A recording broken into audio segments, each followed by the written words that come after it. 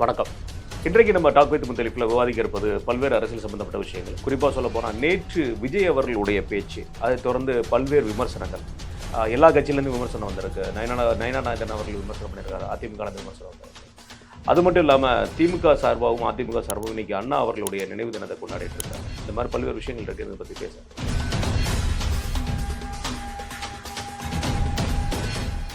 அண்ணா வணக்கண்ணே. வணக்கம் அண்ணா. அண்ணா அவர்களுடைய நினைவு தினம்ண்ணே. இன்றைக்கி 57வது நினைவு தினம். தமிழ்நாட்டோட ஒரு முதலமைச்சர் 2 வருடத்தில் காலமானது ஒரு மிகவும் சோகமான நினைவு. இன்றைக்கும் புதுசாக கட்சி ஆரம்பிக்கிற கூட அண்ணாவை பற்றி பேசாத நாட்கள் இல்லை. குறிப்பாக சொல்லப்போனால் விஜய் அவர்கள் கூட நம்ம எடுத்துக்கலாம். அதுமாதிரி அவரோட வாக்கியங்களை, மிக முக்கியமான வாக்கியங்களை ஸ்டாலினையும் உதயநிதியும் தான் எடுத்துக்கலாம், மற்ற எல்லாரும் எடுத்துக்கிட்டாங்க. மாற்றான் தோட்டத்துக்கு கூட மனம் உண்டு அப்படிங்கிற ஒரு வார்த்தையாகட்டும், அது எல்லாருக்கும் ஒரு விஷயமாகட்டும். அது மாதிரி அவர் பண்ண விஷயங்களில் சுயமரியாதை திருமணத்துக்கு சட்டபூர்வமாக்கின விஷயம், தமிழ்நாடுங்கிற பேர் சூட்டின விஷயமாகட்டும், இந்த மாதிரி விஷயங்கள்லாம் பெரிதும் பேசப்படும் பொருளாக இருக்கும். அவரோட நினைவை நீங்கள் எப்படி பார்க்குறீங்க? தமிழக அரசியல் வரலாற்றில் தென்னாட்டின் காந்தியா இவ்வளோ தானே சொன்னாங்க, தென்னகத்தி காந்தி. என்னன்னா ஒரு மிக சிறந்த படிப்பாளர், பண்பாளர், விஷயங்களை எடுத்து பேசுறதுல மற்றவர்களை தன்னுடைய பேச்சாற்றல் மூலயமா கவருகிறவர், பெஸ்ட் பார்லிமெண்டேரியன், எளிய மக்களுக்கு புரிகிறபடி பேசினவர், கதாசிரியர், நாடக ஆசிரியர், கலை உலகை ஆட்டி படைத்தவர், தம்பிகளின் அண்ணன். அது ரொம்ப முக்கியம்.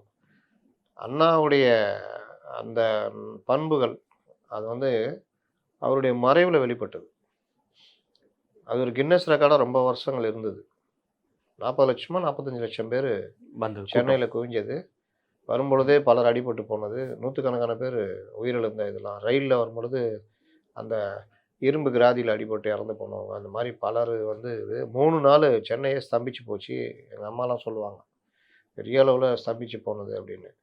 அப்போ அந்த மாதிரி விஷயங்கள்லாம் அவர் எப்படிப்பட்ட தலைவர்ன்றதை இந்த உலகத்துக்கு. அதுக்கு பிறகு பெரும் கூட்டம்னா எம்ஜிஆர், அண்ணா, கலைஞர், இந்த மாதிரி இருந்தாலும் அண்ணாவுக்கு அடுத்து பெரிய கூட்டம்னா எம்ஜிஆருக்கு வந்தது. ஓகே. அதே மாதிரி இந்திரா காந்திக்கு அங்கே வந்தது. இந்த மாதிரி சில தலைவர்களுக்கு தான் பெருங்கூட்டம் வந்தது. அப்போ அண்ணாவுடைய அந்த மறைவுன்றது அன்னைக்கு அந்த அளவுக்கு பெருகுது. அதற்கு காரணம் அவர் எல்லோருடைய உள்ளங்களிலும் நிறைந்திருந்தார் அப்படின்றது.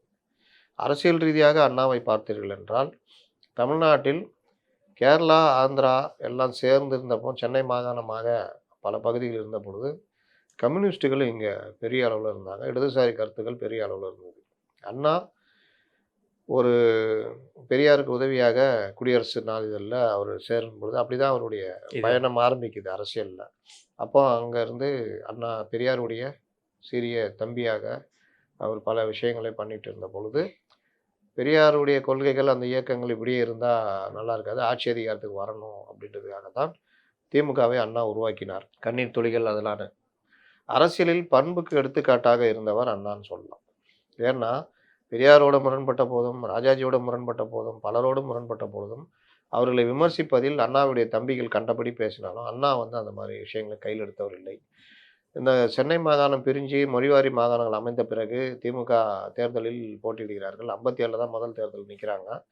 57 நிற்கும் பொழுதே மிக குறைந்தது தான் அண்ணாவே தோற்று போகிறார். 15 எம்எல்ஏகள் ஜெயிக்கிறாங்க. சின்ன மற்ற பிரச்சனைகள் ஆனாமல் மனம் தளராமல் கட்சியை வளர்த்தெடுத்து கொண்டு போனது. அவர் சட்டசபையில் அவருடைய உரையாடல்கள், அவருடைய அந்த டைமிங்கை அடிக்கிறது, அதெல்லாம் தான் பிறகு கலைஞருக்கு மற்றவர்கள் வந்தது. அண்ணா உங்களுடைய நாட்கள் எண்ணப்படுகிறேன் என்ன சொல்லும் பொழுது, என்னுடைய ஒவ்வொரு அடியும் நான் எண்ணி எடுத்து வைக்கிறேன். கண்டபடி பேசினப்போ வசவாளர்கள் வாழ்க அப்படின்ற மாதிரி ஒவ்வொரு இதுவும் மாற்றான் தோட்டத்து மல்லிகைக்கும் மனம் உண்டு சொன்னது. லெனினுடைய வார்த்தை அது கொஞ்சம் செழுமைப்படுத்தி சொன்னாரு. எம்ஜிஆருடைய நினைவு இல்லத்தில் போனீங்கன்னா எம்ஜிஆருடைய பர்சனல் ரூம் ஒன்று இருக்கு.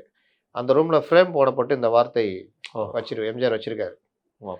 அண்ணா இறப்பதற்கு முன் எம்ஜிஆர் கிட்ட அமெரிக்கா போகிறதுக்கு முன்னாடி கொடுத்தது அந்த இது.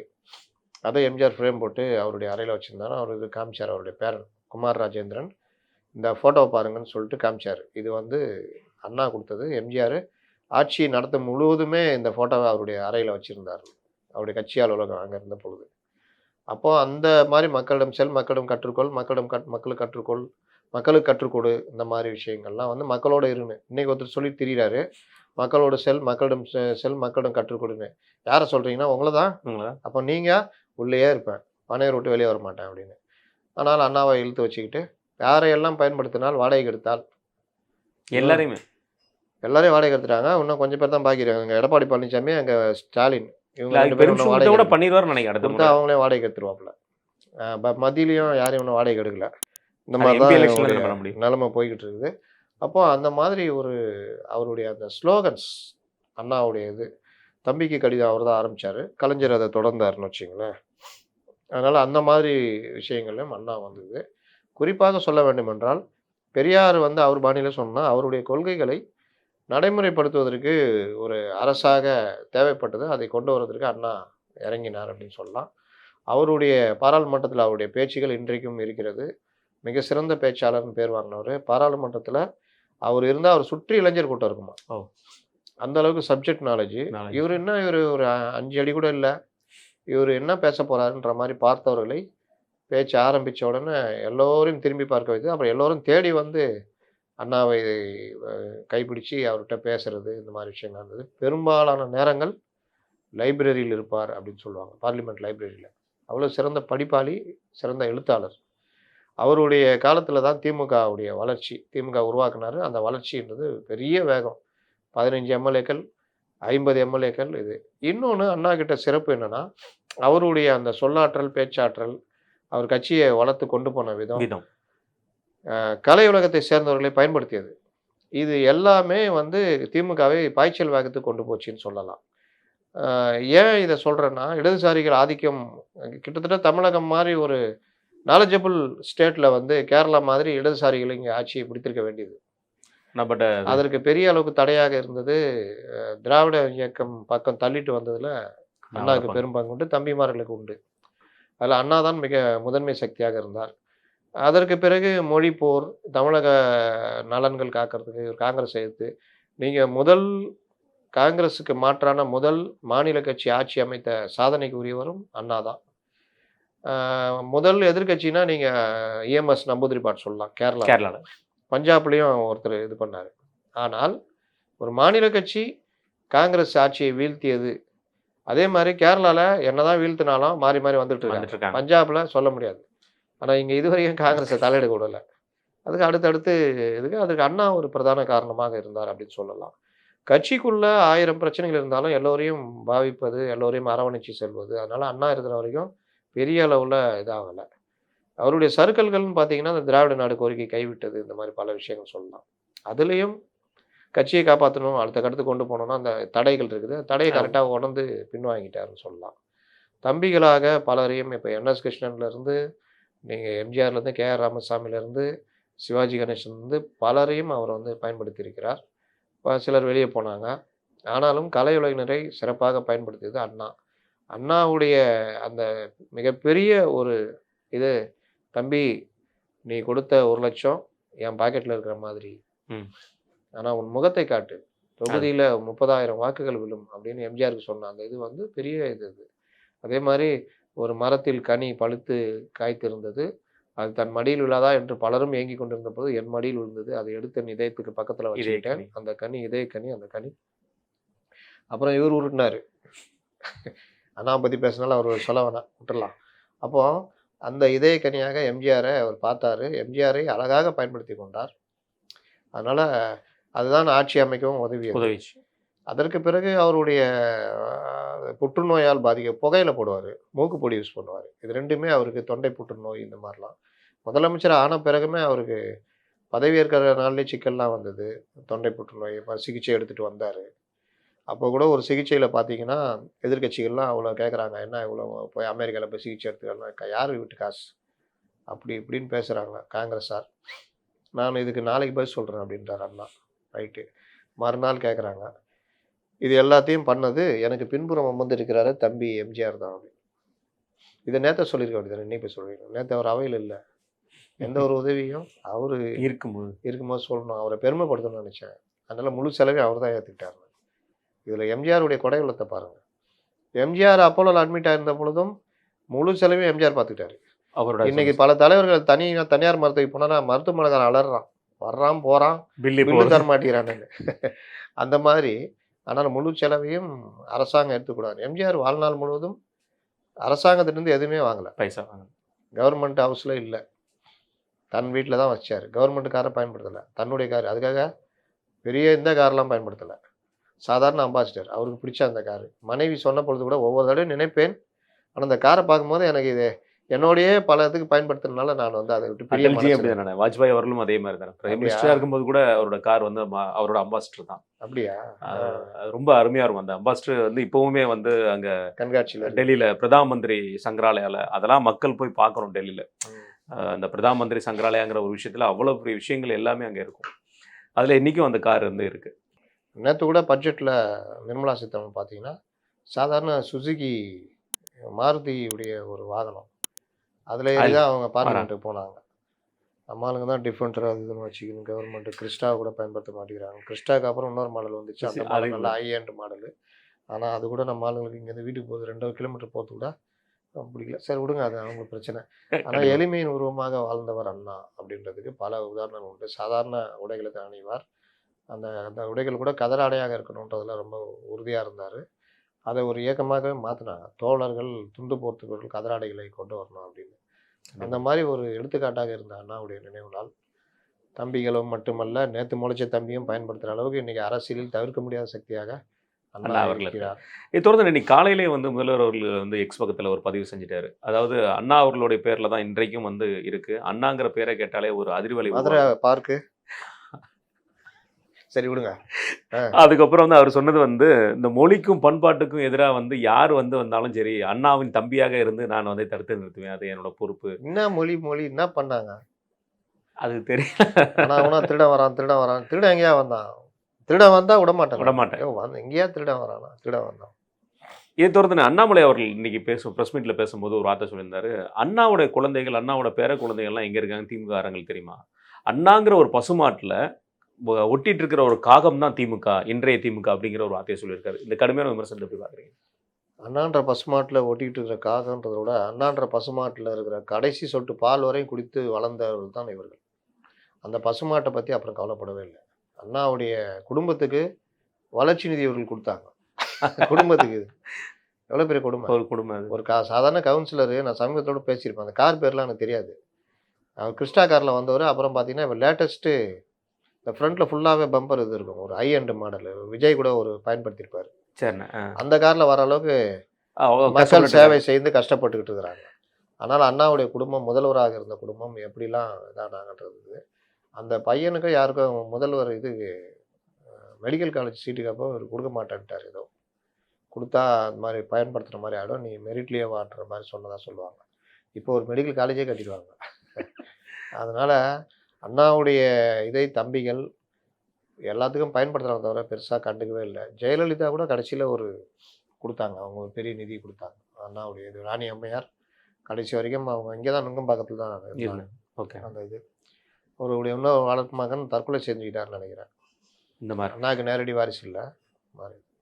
பட்ஜெட்டை பொறுத்து முதல்வர் அவர்கள் கொடுத்த ஒரு விஷயத்துக்காக, அதாவது செய்தின்னு சொல்லலாம் அல்லது எப்படின்னு சொல்லலாம், வழக்கம் போல அவர் கருத்து, அந்த கருத்துக்கு வந்து நேற்று மத்திய நிதி அமைச்சர் நிர்மலா சீதாராமன் அவர்கள் வந்து ஒரு பதில் கொடுத்துருக்காங்க. அதில் கேட்கப்பட்ட கேள்விக்கு வந்து அவர் கொடுத்த பதில் வந்து திராவிடத்துக்கும் ஆரியத்துக்கும் நடக்கிற போர் தான் வந்து இந்த பட்ஜெட் அப்படிங்கிற ஒரு விஷயத்தை சொல்லும்போது, இது வந்து பிரிவினைவாதத்தை உருவாக்குற ஒரு விஷயமா பார்க்கப்படுது அப்படிங்கிற விஷயத்தையும் பேசியிருக்காங்க. இது எப்படி பார்க்குறீங்க? திரும்ப திரும்ப இவர்கள் வந்து ஆரியம், பாஜக இப்படி தான் முன்னிறுத்துறாங்க. பட்ஜெட்டுன்றது இந்திய நாட்டில், இந்திய நாடு தேர்ந்தெடுக்கப்பட்ட ஒரு அரசு போடுகிற பட்ஜெட்டு. அதில் எல்லாருக்குமே எல்லா விஷயங்களும் கிடைக்கிற மாதிரி தான் அவங்க பண்ணிக்கிட்டு இருக்கிறாங்க. அதில் கூடுதல் குறைச்சல் இருந்தால் நீங்கள் நிதி ஆயோக்கு மற்ற விஷயங்களில் உங்கள் அமைச்சர்கள், உங்களுடைய ஐஏஎஸ் அதிகாரிகள் இவர்களை வச்சு நீங்கள் போராடி வாங்குறது தான் இருக்குது. எப்போவுமே நீங்கள் வந்து ஒரு இதில் வந்து சண்டை போடுறவனாவே நான் இருப்பேன், உங்களுடைய அரசியல் ஆதாயத்துக்காக என்ன வேணால் செய்வீங்கன்னா, அப்போ அவங்க மட்டும் நவியலை பண்ணுவாங்க, அரசியல் தான் பண்ணுவாங்க. இல்லை, ஒரு விஷயம் என்னென்னா யூனிவர்சிட்டி கிளஸ்டர் கொண்டு வராங்க, இண்டஸ்ட்ரியல் கிளஸ்டர் கொண்டு வராங்க. 5 இடம் தான் இந்தியாவிலே. அந்த 5 2மே தமிழகத்தில் இருக்குது. ஒத்துக்க மாட்டாங்க, ஒத்துக்க மாட்டாங்க. கல்வியிலே என்ன போய் சொல்கிறாங்க, பிஎம்சி ஸ்கூலு நம்பர் 1 இது, கேந்திர வித்யாலயோடைய ஐஎண்டு. நீங்கள் அதில் வந்து உள்ளே அனுமதிக்க மாட்டேன்னு சொல்கிறீங்களா? உங்களுக்கு யார் அந்த அதிகாரத்தை கொடுத்தது? பிஎம்சி ஸ்கூலில் யார் படிக்க போகிறா? ஏழை மத்திய குழந்தைகள் எக்ஸாம் எழுதி உள்ளே போகிறாங்க. அது தனியார் பள்ளியுடைய சிபிஎஸ்சி CBSE. பெரிய அதுக்கு இணையான ஒரு இது. மத்திய அரசு தான் எல்லாத்தையும் பார்த்துக்குது. நவோதயா பள்ளிகள் இடம் கொடுத்தா போதும், மத்திய அரசு பார்த்துக்கும். அதுலேயும் யார் படிக்க போகிறா? ஏழை குழந்தைகள், மத்திய ஓரளவுக்கு மிடில் கிளாஸ் குழந்தைகள். அப்போ அங்கே நீங்கள் ஏன் அதை அனுமதிக்க மாட்டீங்கன்னு கேட்டால், வெத்து போன இத்து போன இருமொழி கொள்கையை கொண்டு வரீங்க. கல்வியில் என்னங்க உங்களுக்கு இருமொழி கொள்கை? அரசில் மற்ற விஷயங்கள் நீங்கள் தான் பண்ணிட்டு போங்க. ஆமா, கல்வியில் மூணாவது ஒரு மொழியை வந்து அதுவும் ஹிந்தி தான் கற்றுக்கணும்லாம் இல்லை, அவங்க இஷ்டத்துக்கு எதாவது கற்றுக்க போகிறாங்க. ஆமா, ஆனால் நீங்கள் என்ன சொல்றீங்க? அவங்க ஹிந்தி தான் கற்றுக்குவாங்க. கற்றுக்கிட்டோம், உனக்கு என்ன? அப்போ இந்த பார்வை என்ன? இந்த இது என்ன? இது புரியாமல் நேற்று கட்சி ஆரம்பித்த அந்த ஓடாத இன்ஜின் கூட இதையே கையில் எடுத்துகிட்டு இருமொழி கொள்கைன்னா என்ன இருமொழி கொள்கை? எங்கெங்கே அதை பயன்படுத்தணுமோ, எங்கெங்கே அதை ஸ்ட்ராங்காக கொண்டு போகணுமோ அதானே பண்ணணும். தேசிய கல்விக் கொள்கை விட்டு நீங்கள் எப்படி விலகி நிற்பீங்க? கண்டிப்பா. இன்னைக்கு நீங்கள் உருட்டுற பல விஷயங்கள் தேசிய கல்விக் கொள்கையில் இருக்கு. ஆமா, இருக்கு. நீங்கள் மாநிலத்துக்குன்னு ஒரு கொண்ட இந்த கல்விக் கொள்கையில் தேசிய கல்விக்கு தான் அது பழைய முதல்ல புதிய கல்லுன்னு ஜவஹர் பேராசிரியர் போட்டு அடின்னு அடிக்கிறாரு. அப்போது நீங்கள் அதில் நமக்கு என்ன மாறுபட்ட இது இருக்குதோ அந்த விஷயங்களை நீங்கள் பண்ண மாட்டேன்னு சொன்னால் அது அதில் ஒன்றும் பெருசாக அவங்களை பண்ண போகிறது இல்லையா? 3ஆம் கிளாஸு 5ஆம் கிளாஸு நான் வந்து பொது தேர்வுலாம் பண்ண மாட்டேன், 8ஆம் கிளாஸ் கூட நான் பண்ண மாட்டேன்னா போயிட்டு போங்கன்றாங்க. கண்டிப்பாக. ஆனால் நீங்கள் வந்து மூணாவது மொழியே கற்றுக்கூடாதுன்னா அது எப்படிங்க? இல்லை, ஒருவேளை நம்ம தமிழக அரசாங்க பள்ளிகள் எல்லாம் திறம்பட நடத்துறீங்கன்னா நீங்கள் சொல்றதுல ஏதாவது ஓகே வாய்ப்புகள் இருக்கலாம். நீங்கள் ஒரு 5ஆம் கிளாஸ் படிக்கிற பையனுக்கு 2ஆம் கிளாஸ் படிக்கிற பையனுடைய பாடம் கூட படிக்க முடியாத அளவுக்கு தான் இருக்குது. வாரி வாரி கொட்டி கொடுக்குறீங்க. நேற்று கூட அந்த 1.25 லட்ச ரூபான்னு சம்பளத்தை கொடுக்குறீங்க. 40,000 ரூபா சம்பளம் வாங்குற தனியார் பள்ளி ஆசிரியர் ரிசல்ட் காமிக்கிறான். இங்கே நீங்கள் வந்து பார்த்தீங்கன்னா குறிப்பிட்ட சில பள்ளிகள், இப்போ விருதுநகரில், இங்கே அசோக் நகரில் இந்த மாதிரி பள்ளிகள் காமிக்குது. மற்ற பெரும்பாலும் நீங்கள் பார்த்தீங்கன்னா இன்னொன்று அடிப்படை வசதிகளை நீங்கள் செஞ்சு கொடுக்கல. இதில் வந்துட்டு யோகியம் பேசுறது, ஒவ்வொரு விஷயத்துலையும் தப்பு தப்பாக சொல்கிறது, எல்லாரையும் சொல்ல வைக்கிறது. நான் எனக்கு தெரிஞ்சுங்க 100க்கு 90 பேர் இந்த பிரபலங்களாக இருக்கிறவங்க, இந்த மாதிரி அரசியலில் பெருசாக பலந்துன்னு கொட்ட போட்டவங்க, வாட்ஸ்அப் தகவலாக பார்த்துட்டு பேசுகிறவங்களாவே இருக்காங்க. இன்றைக்கி எவ்வளோ வசதிகள் வந்துச்சு. இளைஞர்கள் எவ்வளோ பேர் இதை சர்ச் பண்ணி எனக்கு எடுத்து கொடு, அதில் என்ன உண்மை இருக்குது. இன்னொரு விஷயம் என்னென்னா, அதில் உண்மை இவர்களுக்கு பிடிக்காத உண்மையாக இருந்துச்சுன்னா அதை ஏற்றுக்கிறது இல்லை. அதுதான் பிரச்சனை. கண்டிப்பான. இதை தொடர்ந்து இன்னொரு கேள்வி வந்து அவர்களிடமே கேட்கப்பட்டது வந்து விஜய் அவர்களை பற்றி. விஜய் அவர்களுடைய படம் வந்து நீங்கள் நிப்பாட்டி வச்சிருக்கீங்க, சென்சார் போர்டு நிப்பாட்டி வச்சிருக்கு. விஜய் அவர்களுடைய சிபிஐ வழக்கு இதெல்லாம் வந்து அவங்கள பட்ஜெட் தயாரிச்சு அல்வா கிண்டிருந்தாங்க, அவங்க போய் விஜய் படத்தை அவங்க இந்த மாதிரி சொல்லும் போது விஜய் அவர்களை பார்த்து பிஜேபி பயப்படுதா, என்டிஏ கூட்டணி பயப்படுதாங்கிற கேள்வி கேட்டிருந்தாங்க. அதற்கு வந்து விஜயை பார்த்து திமுக தான் பயப்படுது, திமுக தான் அதற்கு பதில் சொல்லி ஆகணும் அப்படிங்கிற விஷயத்தை சொல்லியிருக்காங்க. எப்படி பார்க்குறீங்க? ஆமாம், பாலத்துக்கு அங்கே போட்டாங்க. இவங்களுக்கு என்னங்க பிரச்சனை ஆகுது? விஜய் பிரிக்கிற ஓட்டுகள் என்டிஏக்கு சாதகமாக போகும். அதுதான் அவங்களுமே சொல்லியிருக்காங்க. அது எல்லாருக்குமே தெரியுங்க. இங்கே இருக்கிறவங்க தான் வளரிட்டு இருக்காங்க. விஜய் தனியாக நின்னா நான் சொன்ன பிளாஸ்ட்டு, அங்கே வந்தால் பிளாஸ்ட்டு, அங்கே வந்தால் அவருக்கு லாபம். ஆமாம். இப்போ அவருக்கு அவரே குழி தோண்டிக்கிறாரு. குழி தோண்டினதும் இல்லாமல் அவதூறு பேசுகிறார், விமர்சனம் வைக்கலாம். இப்போ கூட முன்னாடி ஒரு தம்பி என்கிட்ட கேள்வி கேட்டாப்புல, அதான் நன்றி உங்களுக்கு அவர் உதவி பண்ணார் எடப்பாடின்றதுக்காக நன்றி வேணும்னு நீங்கள் எப்படி எதிர்பார்க்குறீங்க? விமர்சனமே பண்ணக்கூடாதாங்க. விமர்சனம் வேறு, அவதூறு வேறு. நீங்கள் இன்னைக்கு பாஜகவோட அதிமுக சேர்ந்துக்கிட்டு இருக்குது. சித்தாந்த எதிரி அவர்கள் வந்து இந்துத்துவ கொள்கையில் வர்றாங்க. அதுக்கு அதிமுக கூட போடுறோம். நாங்கள் அதிமுக கூட நாங்கள் சேர்றது சாத்தியம் இல்லை. அவங்களே நாங்கள் எதிரிகளாக தான் பார்க்கிறோம், அரசியல் எதிரியாக பார்க்கிறோம். திமுக ஆட்சி வீழ்த்தப்படணுன்றதில்ல, நாங்கள் அவங்களோட கைகோர்க்க விரும்பவில்லைன்னு பேசுங்க. யார் இவங்களை இது பண்ண போகிறா? இல்லைண்ணே, சித்தாந்த எதிரியாக பேசப்படுற திமுக இன்னைக்கு ஹெச் ராஜா அவர்கள் மருத்துவமனையில் அனுமதிக்கும் போது முதல்வர் அவர்களும் துணை முதல்வர்களுமே போய் பார்க்குறாங்க. ஆமாம், அந்த அளவுக்கு அவங்களே வந்து மற்றது வேற, பர்சனலாக இருக்கிற ஒரு விஷயங்கள் வேறங்கிற ஒரு விஷயத்தை பார்க்கும்போது ஒரு நன்றி தெரிவிக்கிறது சாதாரண விஷயம். நீ அன்றைக்கே சொல்லியிருந்தேன்னா அது இப்போ நீ விமர்சனம் பண்ணும்போது யாரும் கேட்க மாட்டாங்க. அதெல்லாம் சாப்பிட்ட கையை கடிக்கிறவர் தான் அவர். இவருக்கு நன்றிக்கே இவருக்கும் ரொம்ப தூரங்க. எல்லா காலத்துலேயுமே நீங்கள் எடப்பாடி பழனிசாமி ஆட்சி நல்லா இல்லைன்னு விமர்சனம் பண்ணியிருந்தாலும் கூட அரசியல்னு சொல்லிட்டு போயிடலாம். பண்ணக்கூடாதா? ஊழலே இல்லை அவர் ஆட்சியில் நீங்கள் சொல்ல முடியுமானா ரைட்டு, கரெக்டுங்கன்னு அது யாருமே கேள்வி கேட்க முடியாது. ஏன்னா எல்லோரும் எல்லா காலம் விமர்சனத்துக்கு உட்பட்டவர்கள் தான். அடிமை எனக்கு அந்த கட்சியை பற்றியே பேச மாட்டேன்னா அந்த அஜெண்டா யார்கிட்ட இருக்குதுன்னா டிஎம் கிட்ட இருக்கு. அதிமுக ஒரு கட்சியே இல்லை, பாஜக தான் எங்கள் கட்சி. அமித்ஷா திமுக இப்படிதான் இவர்கள். நீ அதை கையில் எடுத்துக்கிட்டு பேசுறேன்னா நீ யார்? நீ எடுப்பார் கைப்பில் தானே. ஆமாம், உன் இன்ஜினே கிடையாது உனக்கு. அவருக்கு எதுவுமே தெரியாது. இப்ப இருக்கிற ஆட்சியை பத்தியே தெரியலன்னா அப்ப இருக்கிற விஷயத்தை பத்தி அவருக்கு எங்க தெரியும்? அவருக்கு இந்த எழுதி கொடுக்குறவன் தான் கொடுக்குறான். அவனுக்கு அவன் டிஎம்கே உடைய ஸ்லீப்பர். அப்போ அவன் டிஎம்கே அஜெண்டா தானே கையில் எடுத்து பேசுவான். இன்னொன்று, தனிப்பட்ட முறையில் விஜய்க்கு நன்றி வேணுமா வேணாமா? அதை தான் நான் கேட்குறேன். காவலன் படத்தை யார் காப்பாற்றி விட்டது? மெர்சல் யார் காப்பாற்றுறது? மாஸ்டர் யார் காப்பாற்றுறது? ஊரே கொரோனாவில் செத்து போனாலும் எனக்கு 100% ஆக்கப்பசி வேணும்னு கேட்டது போய் யார்? மக்களுக்காக நிற்கிறவர். இப்படிப்பட்ட வேலையெல்லாம் நீ பண்ணிய, நன்றி இருந்ததா? சமீபத்திய உதவி இது கரூர். கரூர் மேட்டர்ல. உனக்கு அவ்வளோ தூரம் எல்லா உதவியும் பண்ணி குடுத்தது, வக்கீல் முதற்கொண்டு உங்களுக்கு ஏற்பாடு பண்ணி குடுத்தது அதிமுக. எங்கேயாவது நீங்க அதுக்கு நன்றி தெரிவிச்சீங்களா? சட்டசபையில உங்கள சண்டை போட்டவரு. தெரிவிச்சீங்களா? அதனால அ இவர்கள் வந்து நன்றி இல்லாதவன்றது ஜனங்களுக்கு தெரிய ஆரம்பிச்சிருச்சு. இவரு வந்து தனிப்பட்ட முறையில விஜய் வந்து ஒரு பண்பாளர் அப்படின்றத நம்ம ஏற்றுக்கொள்ளவே முடியாது அப்படின்றது. நீங்க சொல்ற மாரி எச் ராஜா இது இல்ல. நல்ல கண்ணு உடல்நலம் இல்லாதவங்க கூட பார்க்கல அவரு. ஆமா.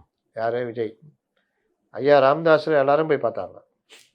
இவரு வந்து நீங்க அது ரொம்ப கஷ்டம். அவர பத்திலாம் இவருக்கு எங்க தெரிஞ்சுக்க போறாரு? வேணா அவர தூக்கி கூட்டு வந்துருங்கன்னு இருப்பாங்க. பனையூர் கூட்டு ஆம்புலன்ஸ் வந்து வச்சு கொண்டு பார்த்துருங்க அப்படின்னு. யாரா இருந்தாலும் பனையூருக்கு வந்துடணும். முடிஞ்சது. எங்கேயாவது அணுகுண்டு விழுந்து ஜனங்க பாதிக்கப்பட்டாங்க, அந்த நாட்டு மக்களுக்காக அறிக்கை விடணும். இல்ல அவங்கள இங்க கூட்டு வந்துருங்க பார்த்துக்கலாம். முடிஞ்சாரு. நேற்றுன நம்ம அவர் பேசுனதுல விமர்சனம் பண்ணாத ஒரு சில விஷயங்கள் இருந்தது. அதில வந்து குறிப்பா சொல்லப்போனா, எம்ஜிஆர் அவர்கள் வந்து சொன்னாரு, வந்து இந்த மாரி சட்டப்பேரவையில வந்து அண்ணா அவர்கள் மாரி பெரிய ஆட்கள் உட்கார்ந்திருக்க இடத்துல இன்னைக்கு இவங்கலாம் உட்கார்ந்திருக்காங்க அப்படின்னு சொல்லி எனக்கு உடம்பே ஒரு மாரி ஆகுதுங்கிற விஷயத்த சொல்லியிருந்தேன்னு சொல்லி சொன்னாரு. 2017, 2021 காலகட்டத்த சொல்லிட்டு இன்னைக்கு தாவேக்கா அதுக்காக தான் மாற்றுக் கழகமா உருவாயிருக்கு அப்படின்னு சொல்லி சொன்னாரு. அதற்கு முன்பு ஆட்சியில இருந்த அ அம்மா அவர்களையுமாகட்டும், கலைஞர் அவர்களையுமே வந்து அவங்க 2 பேருமே எடுத்து பேசாததுக்கு என்ன காரணம்? அவர் இப்ப கொள்கை தலைவரா எடுக்க போறாரா? இவரு பிஜேபி எதிர்த்தாரா முதல்ல? நான் கேட்கிறேன். அது வாய்ப்பே இல்ல. சித்தாந்த எதிர்த்து தானே சொன்னீங்க? ஒருவேளை எம்பி எலக்ஷன்ல எதிர்ப்பாரா இருக்கும்ல. எம்பி எலக்ஷன் ஒட்டி எதிர்ப்பாரா? சிபிஐல ஃபீஸ புடுங்கிடுவாங்க. அதுதான் காரணம். அதனால தான் பிஜேபி பக்கம் போகாமயே இங்க அதிமுக இது பண்றது, அங்க பண்றது. இது 1. 2வது அண்ணா இடத்துல அமர்ந்த இடத்துல உட்கார்ந்தான்னு சொன்னாங்கன்னா, அது எம்ஜிஆர் பிரச்சனை. இவர்கள் அவதூறு பரப்புவதில கில்லாடிகள் என்ன வேணா சொல்லுவாங்க. விசில் அடிச்சாங்குஞ்சிகள்னு சொன்னாங்க. அது அவர் சொல்றதுக்கு என்ன தயக்கமோ தெரியல. அத சொல்லுங்க. இவரையும் சொல்லுவாங்கன்ற பயந்துட்டாரு. பயந்துட்டாரு. அதனால அது எம்ஜிஆர் அத பத்திலாம் கவலைப்படல. என்னால நீங்க வளர்ந்தீங்க. ஏன் எம்ஜிஆர வந்து மலையாளி அப்படின்ற மாரி சட்டசபையில ஒரு எம்எல்ஏ பேசுறாரு. எம்ஜிஆர் பேசும்பொழுது அத உட்காந்து கலைஞர் ரசிச்சுட்டு இருக்காரு. ஏன்னா, அவரும் அதான் பண்ணாரு. இதோட ஒரு கொடுமை, ஆட்சி பொறுப்பேற்கிற நேரத்துல இவரு இலங்கை தமிழர் இந்தியன் சிட்டிசனே கிடையாதுன்ற அளவுக்குலாம் கொண்டு போக பார்த்தாங்க. அப்புறம் அது எடுபடாதுன்னு நெனச்சு விட்டாங்க. அப்போ மலையாளின்னு சொல்லப்போ ரசிக்கும் பொழுது எம்ஜிஆர் எந்திரிச்சு ரொம்ப கூலா, இந்த மலையாளி தான் உங்களுடைய ஒவ்வொருத்தருடைய வெற்றிக்கும் பாடுபட்டிருக்கேன். அப்போலாம் இந்த மலையாளி தேவைப்பட்டாருன்னு எம்ஜிஆர் பேசணும்னு முகம் இருண்டு போச்சாம் கலைஞருக்கு. ஏன்னா 62 கண் முன்னாடி வந்து போயிருக்கோம்ல. ஆமா. தன் மனைவி இறந்த செய்தி வந்த பிறகும் பிரச்சாரத்தை கைவிடாம அன்றைய மாலை நடந்த பொதுக்கூட்டத்தில் கலந்துக்கிட்டு கலைஞருக்காக ஓட்டு கேட்டுட்டு அதுக்கப்புறம் மனைவியுடைய இறுதிச் சடங்குல கலந்துக்க போறார் எம்ஜிஆர். அவரை போய் அப்போலாம் அவர் உனக்கு நண்பன் எல்லாம். அப்புறம் எப்படி அது மலையாளின்னு பார்க்க தோணுது? இல்ல இதுல எனக்கு இன்னொரு விஷயம்னா, நான் ஒரு ரொம்ப நாளா கேட்கணும்னு ஆசைப்பட்டது என்னன்னா, இந்த மெட்ராஸ் யூனிவர்சிட்டியில வந்து இவர்களுக்கு டாக்டர் பட்டம் கொடுக்கப்பட்டது. அப்போ வந்து கலைஞர் அவர்கள் வந்து எதிர்ப்பு தெரிவிக்கலைங்கிற ஒரு விஷயத்த அண்ணன் துரைமுருகன் அவர்கள் சொல்றாரு. அது உண்மைதானா? கலைஞர் வந்து இவர்கள் அற்பத்தனமாக துரைமுருகன் சிண்டிகேட் மெம்பர். இவர்கிட்ட வாங்கி தின்னவர். இன்னும் வேற ஏதாவது இருந்தால் கூட போட்டுருங்க. அந்த மாதிரி வாங்கி தின்னவர். துரைமுருகன் கார்டியனே எம்ஜிஆர் தான். ஆமா, அது எல்லாருக்குமே தெரியும். 67களில் 65களில் துரைமுருகன் படிப்பு கூட வசதி இல்லாமல் எம்ஜிஆர் உதவி நாடினவர். இன்னைக்கு அப்போ அந்த நன்றி விசுவாசம் இல்லாமல் எம்ஜிஆருக்கு டாக்டர் பட்டம் கொடுக்கறத இவர் வந்து கடுமையாக எதிர்த்தார். யார்? சிண்டிகேட் மெம்பர்ன்ற முறையில் துரைமுருகன். அப்போ கலைஞர் கூப்பிட்டு இந்த இதெல்லாம் எதிர்க்காத அப்படின்னு சொல்லியிருக்காரு. இவர்கள் தான் தெரியும்ல. ஸ்டாலின் போய் எச் ராஜாவை பார்த்தீர்களா? எங்களுடைய அரசியல் நாகரிகத்தின்னு போட்டுக்கிட்டு இருக்கிறாங்க. எச் ராஜா, இல கணேசன், சிபிஆர் இவங்களோடலாம் குடும்ப நண்பர் ஸ்டாலின். கல்யாணத்துக்கு வந்து கூப்பிடுவாங்க. எந்த இதில் இல்லாமல் அவர் துணை ஜனாதிபதி ஆகிறதுக்கு முன்னாடி போய் பார்த்தேன். புரோட்டோகாலில் பார்க்க முடியாதுன்னு போய் பார்த்துட்டு இது பண்ணிட்டு வந்தார். இன்றைக்கும் அவர்கள் பல விஷயங்களுக்கு உதவி பண்ணிக்கிட்டு இருக்கிறாங்க. அதையும் எல்லாரும் நோட் பண்ணிக்கிட்டு இருக்கிறாங்க. அது மாதிரி பல விஷயங்கள் வந்து இவங்க எல்லா இடத்துலையும் ஒரு சேனல் வச்சுருப்பாங்க. அதை தாண்டி அவர் ஸ்டாலின் போய் பார்க்குறாரு. ஸ்டாலின் வீட்டில் ஒரு இதுன்னா சீமான் வந்து பார்க்குறாரு. இந்த மாதிரி எல்லா இதுவும் போகிறாங்க. ஏன் இவர் நம்ம முதல்வராக இருந்த எடப்பாடி பழனிசாமி குடும்பத்தில் துக்கம் நடந்தப்போ ஸ்டாலின் போய் பார்த்தார்ல. கலைஞர் மறைஞ்சப்போ எடப்பாடி பார்த்தாரு. இது அரசியலை தாண்டி இந்த இது இருக்கணும். அது இல்லைன்னா தான் கேவலம்னு சொல்லுவோம். கண்டிப்பாக. அது வந்து அதை வந்து ஒரு கொச்சைப்படுத்தி பேசுறதோ இல்லை இது பண்ணுறதோ கிடையாது. அன்னைக்கு எம்ஜிஆருக்கு டாக்டர் பட்டம் கொடுத்தது இவர்கள் வந்து நீயாடா அப்படின்னு கேட்டான் எம்ஜிஆருக்கு. நீ வா ரூமுக்கு வா அப்படின்னு சொல்லிட்டு. அந்த அளவுக்கு எம்ஜிஆர் வந்து ஒரு உயர்ந்த உள்ளத்தோடு இருந்திருக்காருல்ல. இவர்கள் அற்பத்தனமானவர்கள். இன்றைக்கு கூட அவர் வந்து கலைஞர் எம்ஜிஆர் கெஞ்சினார்னு உருட்டிட்டு இருக்காரு உருட்டிட்டு. துரைமுருகன். என்ன உருட்டினாலும் இந்த எலெக்ஷன்ல சீட்டு கிடையாது. கண்டிப்பா. ரைட்ண்ணே. நேற்று அவருடைய விமர்சனத்துக்கு எல்லா பக்கத்துலேருந்து பதிலடி கொடுக்க ஆரம்பிச்சிட்டாங்க. அதுல ஒரு பதிலடி வந்து அண்ணாமலை அவர்கள். அகர முதல எழுத்தெல்லாம் ஜான் புஷி முதற்றே உலகு. அதெல்லாம் திமுக திட்டினா நீயே வரேன்றாரு. ஏய் நான் ஜாலிக்கு வரேன்பா. நீ தான் திருக்குறள் சொல்வியா? நானும் சொல்லுவேன்ல. சொல்லுவேன்ல. 8, 9 குரல் எழுதி வச்சுக்கிறேன். போட்டா காண்டாடு வந்து விட்டேன். போய் தொலைங்க அப்படின்னு. கண்டிப்பாண்ணே. அவர் நேற்று நம்ம பேசின ஒரு விஷயத்தை தான் அண்ணாமலையும் சொல்லியிருக்காரு. நாங்களா இன்ஜின் வச்சிருக்கோம். டபுள் இன்ஜின் வந்து டப்பா இன்ஜின் சொல்லி நாங்கள் இன்ஜின் வச்சிருக்கோம். அவர்கிட்ட எங்கெங்க இன்ஜின் இருக்குன்னு சொல்லி ஒரு விமர்சனம் பண்ணிருக்காரு. எப்படி பார்க்குறீங்க? ஒரு வாகனம் ஓடிக்கிட்டு இருக்கு. அது பழசோ புதுசோ ஓடுது. லோடு ஏற்றுது, லோடு இறக்கிட்டு ஜனங்களுக்கு பயன்படுது. எஃப்சி கூட பார்க்காட்டாலும் பரவாயில்ல. எஃப்சி பார்க்கறனா கூட ஓடும். நீங்கள் இப்போ கியூபாலாம் போனீங்கன்னா இன்றைக்கும் பழைய அம்பாசிடரு எல்லாமே வண்டி தான் ஓடிட்டு இருக்காங்க. ஒரு வண்டியை நீங்கள் பயன்படுத்திட்டே இருந்தீங்கன்னா அது ஓடிக்கிட்டே இருக்கும், மக்களுக்கு உழைக்கும். அந்த வண்டி புதுசா பழசா. ஆப்பிரிக்கால அதிகமா பணம் கொலிக்கிற இடத்துல ஒரு இடம் வந்து கானா. அந்த மைன்ஸ் இருக்கு. கானா நாடு. அங்கேயுமே வந்து பாத்தீங்கன்னா இன்னைக்கு அம்பாசிடர் உண்டு, ஓடுது. இன்னைக்கும் பஜாஜ் ஆட்டோ எடுத்துக்கங்க. எவ்வளோ வண்டிகள் வந்தாலும் அது சந்து பந்தில் பூந்து ஓடிக்கிட்டு இருக்குது. நீங்கள் ஃப்ரண்ட் இன்ஜின் ஆட்டோ கூட ஓடிக்கிட்டு இருக்கு. ஆமாம். பலதில் பல பேர் பழைய வாகனம் வச்சுருக்காங்க. 10 வருஷம் 15 வருஷம் வாகனம், 20 வருஷம் 50 வருஷம் வாகனம் வச்சுருக்காங்க. ஓடிட்டு தான் இருக்குது. அது ஓடுது. நீ புதுசாக இன்ஜின் செஞ்சுக்கிறேன்ற. இப்போ நீங்கள் இதுக்கெல்லாம் போனீங்க வச்சுக்கிங்க, இந்த அறிவியல் பிர்லா கோளரங்கம், அது கூட வேணாங்க. பிரேக்கு இது இருக்குல்ல, நம்ம என்ன சொல்லுவாங்க, பிரேக் இந்தியா, இந்த டிரைவிங் ஸ்கூலு. Driving school. அங்கே போனீங்கன்னா உங்களுக்கு டிரைவிங் கொடுக்கறதுக்கு முன்னாடி எங்கே ட்ரைனிங் கொடுப்பாங்க? பிரேக்கு அந்த விஷயத்த வந்து இது பண்ண ஒரு இன்ஜின் ஒன்று இருக்கும். இன்ஜின் இருக்கும். கீர் எப்படி போடணும் எப்படிங்கிற எல்லாம் சொல்லி கொடுத்துருவாங்க. அதுதான் இது. அதை வச்சு எதாவது பண்ண முடியுமா? ஒன்றுமே பண்ண முடியாது. லோடு அடிக்க முடியுமா? ஜனங்களை ஏற்றிட்டு போக முடியுமா? இல்லை ஏதாவது பண்ண முடியுமா? அதுதான் நீங்கள். அதனொன்று இந்த கண்காட்சியெல்லாம் போனீங்கன்னா இன்ஜின் வச்சுருப்பாங்க வண்டியில் போட்டு. அதை வச்சு எதாவது பண்ண முடியுமா? ஒன்றும் பண்ண முடியாது.